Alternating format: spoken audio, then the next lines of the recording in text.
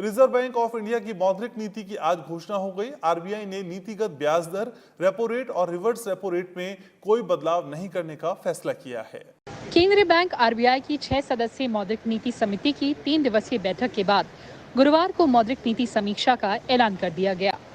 समिति ने एक मत से रेपो रेट में बदलाव नहीं करने का फैसला किया है। रेपो रेट को 4% पर बरकरार रखा गया है। वहीं रिवर्स रेपो रेट भी पहले की तरह 3.35% बना रहेगा। आरबीआई गवर्नर शक्तिकांत दास के मुताबिक कोरोना की मार के बाद देश की अर्थव्यवस्था अब पटरी पर लौट रही है।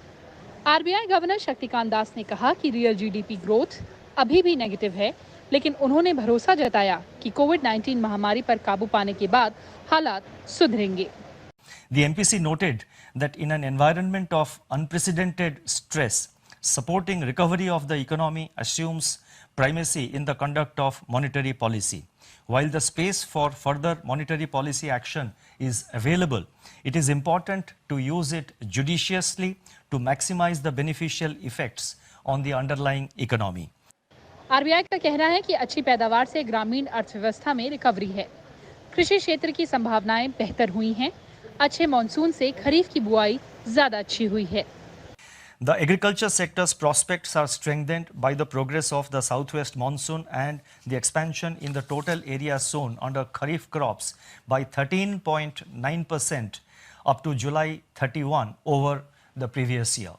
A more favorable food inflation outlook may emerge as the bumper Rabi crop harvest eases prices of cereals, especially if open market sales and public distribution offtake are expanded on the back of significantly higher procurement.